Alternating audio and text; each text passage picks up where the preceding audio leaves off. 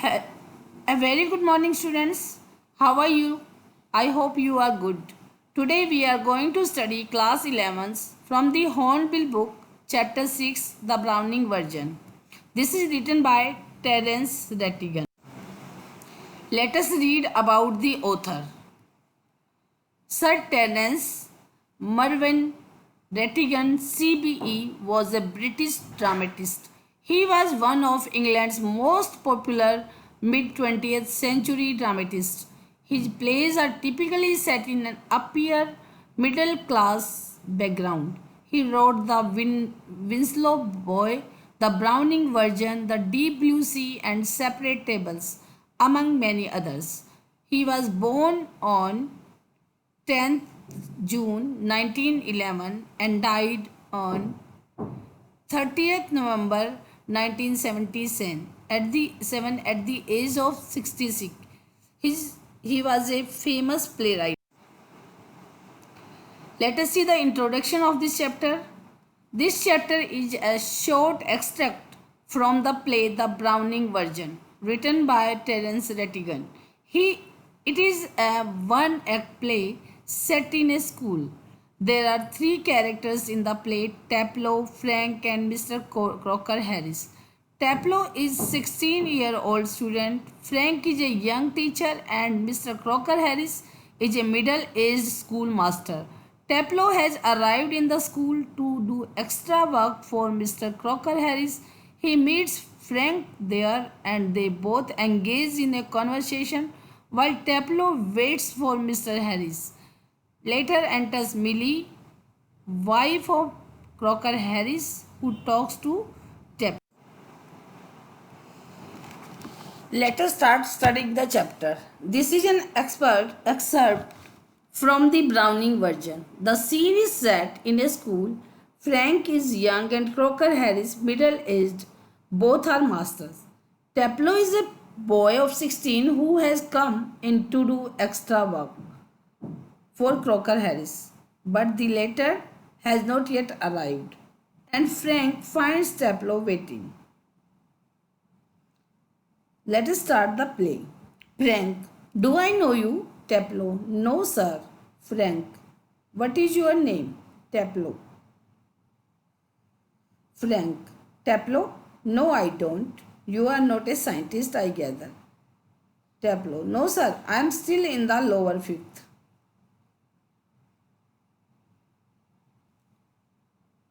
I cannot specialize until next term, that is to say, if I have got my remove all right.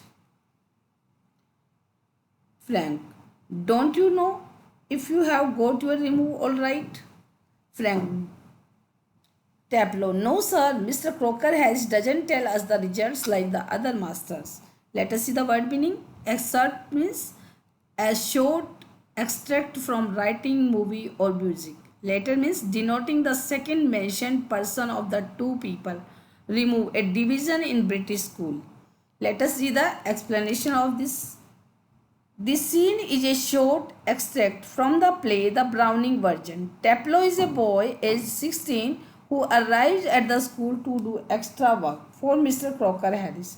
His teacher, he meets another teacher, Frank, and engages in a conversation with him. While waiting for Mr. Crocker Harris, Frank is another teacher in that school who is young in age. Mr. Crocker Harris is middle aged. Frank saw Taplow and asked his name and in which class he studies. Taplow answers him and tells him that he studies in the lower fifth standard and he cannot specialize until he gets his division, means remove, result. Frank asked him whether he got the remove or not, and Taplow replied that his master, Mr. Crocker Harris, doesn't reveal the information like other masters.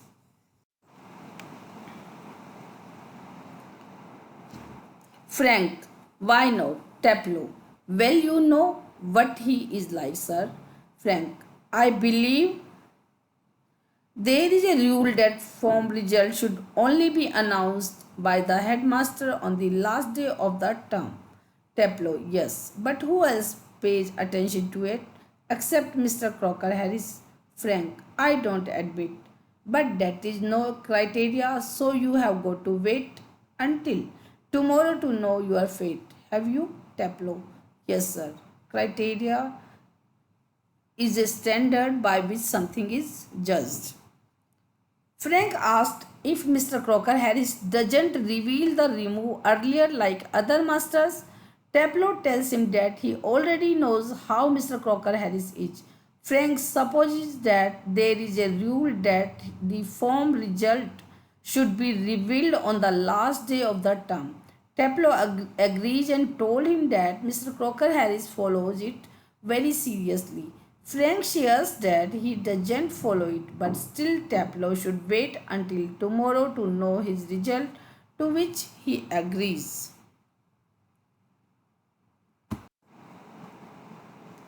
Frank, supposing the answer is favorable, but then Taplow, oh, science, of sir, of course. Frank, yes, we get all the slackers.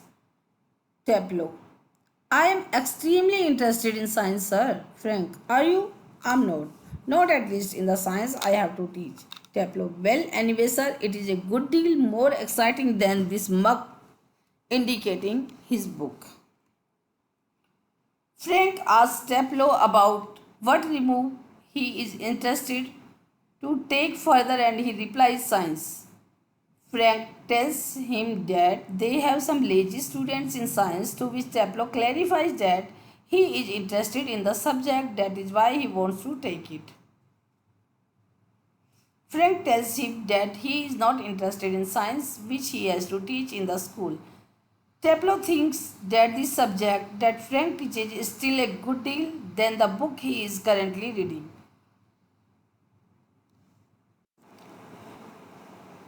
Frank, what is this mug? Tableau. Asila, sir, the Agamemnon. Frank, and your considered view is that the Agamemnon is a mug. Tableau. Well, no, sir, I don't think the play is mug. Exactly. I suppose in a way it is rather a good plot. Really, a wife murdering her husband and all that. I only mean the way it is taught to us. Just a lot of Greek words strung together and 50 lines if you get them wrong. Slackers means lazy students who are not motivated. Mug means useless, which is of no use or good. Aeschylus means he was an ancient Greek tragedian who is referred to as father of tragedy. Agamemnon. He was the king of Mycenae in Greek mythology, strung together to combine two different things into something useful. Upon asking about the book, Taplow tells him about the name of the author and the book, Aeschylus, who is the author, and the Agamemnon. This is the name of the book. Taplow further shares his view about the Agamemnon. He thinks the plot is good, but the way those Greek words are taught to them combined together is useless. Frank, you sound a little bitter, Taplow. Taplow, I'm rather, sir. Frank, Captain A. Taplow, no, sir, extra work. Frank, extra work on the last day of school? Taplow, yes, sir, I might be playing golf. You would think he would have enough to do anyway himself, considering he is leaving tomorrow for good. But oh no, I missed a day last week when I was ill, so here I am, and look at the weather, sir.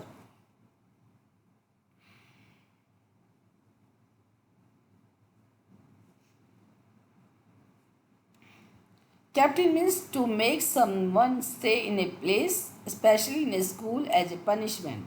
Chap, a man who you know and like. Person, boy, you can say. On criticizing the book, Frank tells him that you are sounding a little bitter about Mr. Crocker Harris. Further, Frank asks him if he is staying in school as a punishment, to which Taplow replies that he is in the school on the last day of the term due to extra work. He was ill last week, due to which he was absent for a day, for which he is compensating now by doing extra work. He further says that he feels that Mr. Harris also has extra work himself because he is leaving tomorrow for good. Harris didn't have any extra work, and yet, with such a good weather, he has to come to school. He also adds that he wanted to play golf at the moment.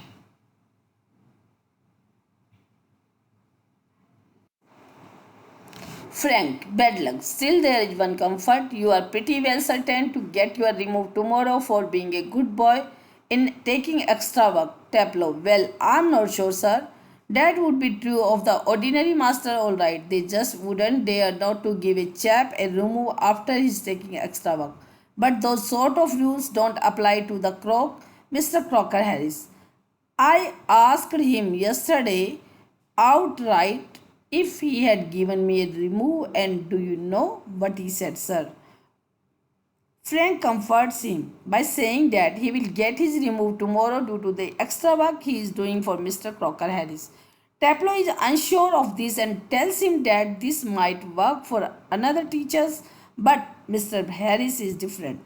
He doesn't give a student a remove for doing extra work. Taplow also asked Mr. Harris about his remove, to which the master gave an astonishing answer. Frank, no, what?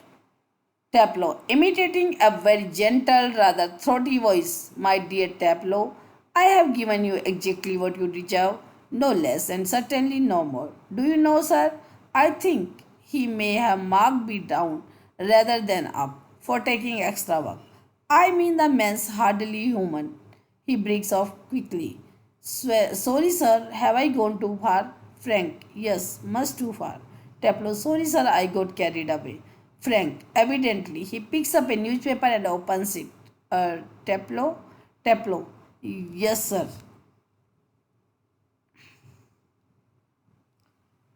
Frank asked him, Mr. Harris told him upon being asked about his demo. Taplow imitates Mr. Crocker Harris and told him exactly what his master answered him. Mr. Harris told him that he will get what he deserves.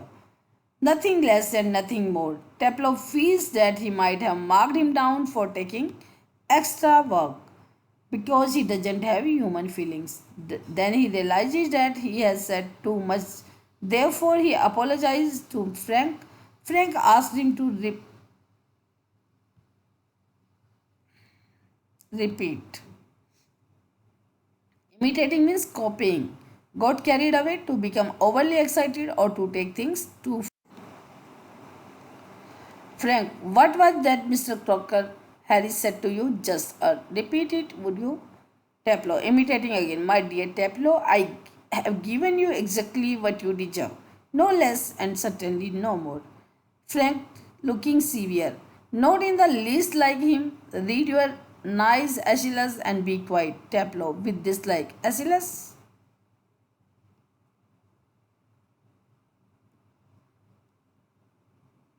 Now Frank asked him to repeat what he just said about Mr. Harris, and he started imitating him again. Frank tells him that his imitation is not close to Mr. Harris' way of saying things, and he told him to read his book. Frank, look, what time did Mr. Crocker Harris tell you to be here? Taplow, 6:30, sir. Frank, well, he is 10 minutes late. Why don't you cut? You could still play golf before lockup. Taplow, really shocked. Oh no, I couldn't cut the Crocker Harris.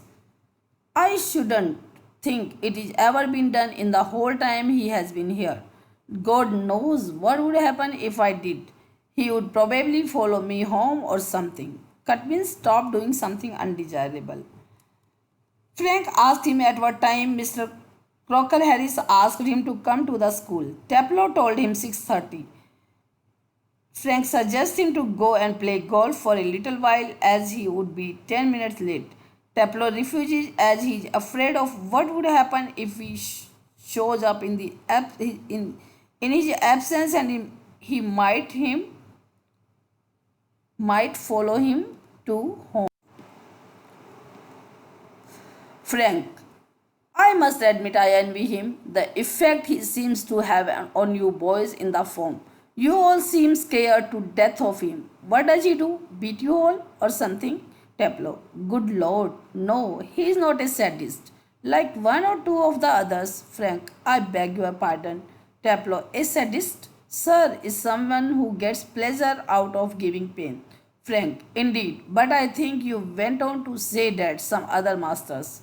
Envy means jealousy. Sadist, a person who derives pleasure by giving pain or humiliation to others. Pardon means the action of being forgiven for error or offense. Forgiveness. Indeed means truly. Frank tells him that he is a little jealous of Mr. Harris because of the effect he has on all the boys in the form. He asks him if Harris beats students, to which Daplo says that no, he is not someone who derives pain by hurting others. There are one or two other teachers like that. Frank asked him to do more specific and he explains to him the meaning of sadist. Frank asked him what he was saying about other masters. Taplow. Well, of course they are, sir. I won't mention names, but you know them as well as I do. Of course, I know most masters the boys think we boys don't understand a thing. But sir, you are different. You are young. Well, comparatively anyway. And you are science. You must know what sadism is. Frank, after a pause, good lord, what are our school coming to? Taplo, anyway, the croak isn't a sadist, that is what I am saying. He wouldn't be so frightening if he were, because at least he would show he had some feelings, but he hasn't. He has all shriveled up inside like a nut, and he seems to hate people to like him. It is funny that I don't know any other masters who doesn't like being liked. Shriveled up means having no feelings. Taplo explains to him that there are many teachers in the school whose names he will not take, but they are sadists. They think that the boys don't understand a thing, but Frank is different from them, and he is young and he is from a science background and must know about sadism. Frank, in a surprising tone, exclaims about the condition of schools. Taplow goes on ranting about Mr. Harris. He says that Mr. Crocker Harris is not a sadist and yet he has no feelings. He is a type of person who might hate if when people like him. He further says he doesn't know about any master there who doesn't like being liked. Frank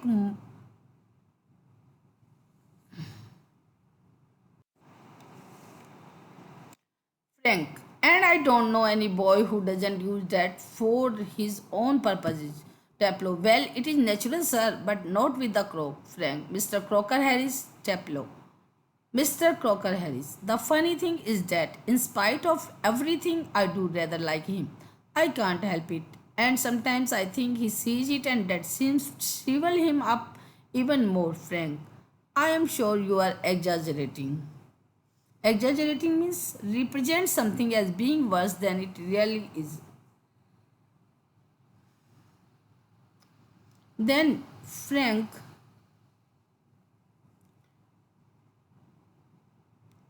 mocks him and says he hasn't seen any student using his quality for his own purpose. Taplow agrees and calls Mr. Harris croak, again to which Frank corrects him by saying his full name.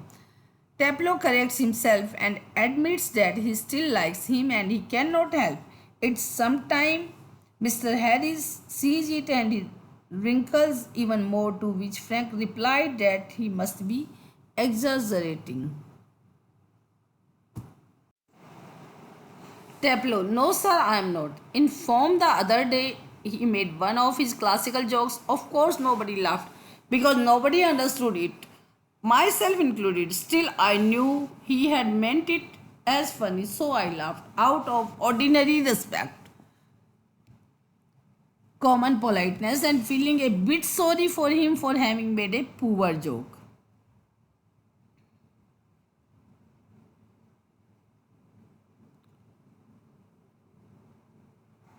Now I can't remember what the joke was, but suppose I make it. Now you laugh, sir. Frank laughs. Taplow, in a gentle, throaty voice. Taplow, you laughed at my little joke. I noticed. I must confess that I am pleased at the advance your Latin has made since you readily have understood what the rest of the form did not. Perhaps now you would be good enough to explain it to them so that they too can share your pleasure.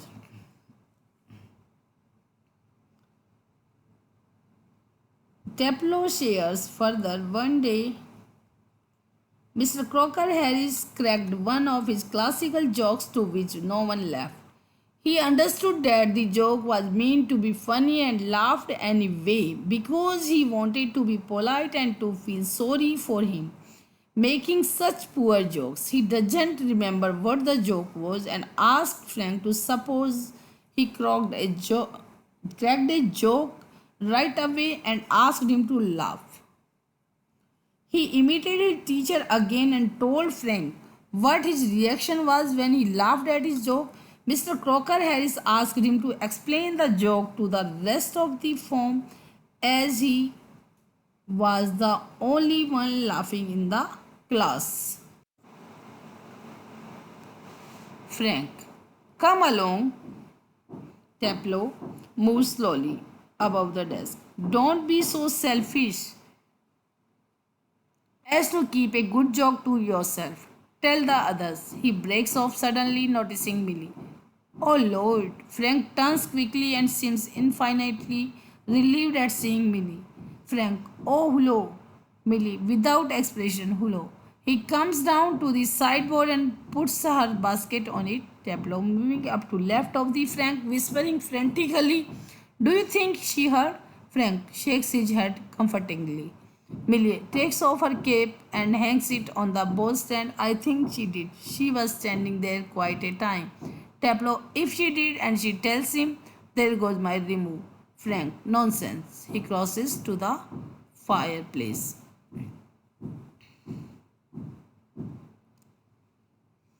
As Frank was joking about telling the joke to others, he saw Millie. Infinitely means to a great extent. Frantically means desperately. As Frank was joking about telling the joke to others, he saw Millie and stopped talking. He turned around and was relieved by seeing her there and wished her hello. He replied hello without any expression on her face and put her basket on the sideboard. Taplow asked Frank in a desperate tone if she had heard any of their conversation. Frank thought that she did because she was standing there for quite some time. Millie took her cape off and hung it on a whole stand. Taplow in a worrying tone says, if she did hear them, then he will not get his remove, and Frank tells him not to think too much. Frank crosses the fireplace.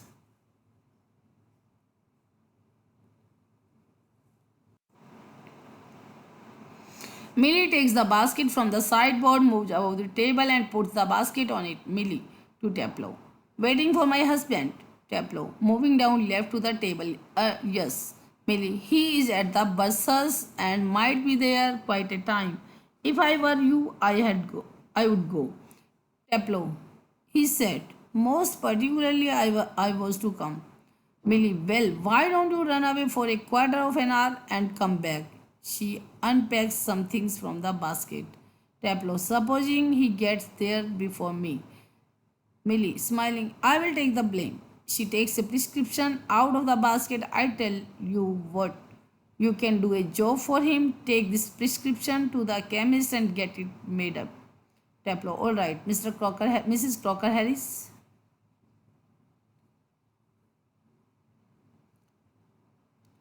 Millie picks up the basket from the sideboard and puts it on the table. She asks Taplow if he is waiting for his husband, to which he replies yes. He tells him he is at the bursars and it might take some time. If she was in his place, she might have gone. Taplo replies that he said he will come. As Millie unpacks the things from the basket, she suggests him to go for a quarter of an hour and then come back to check on him. Taplo asks her if Mr. Harris comes back before him, then what will happen? Millie assured him that she will take a blame for this and takes out a prescription from the basket. She hands it over to him and asks him to bring medicines for her from the chemist. He agrees and crosses the door upright. Students, this is all. I hope you all have understood. Thank you for watching the video.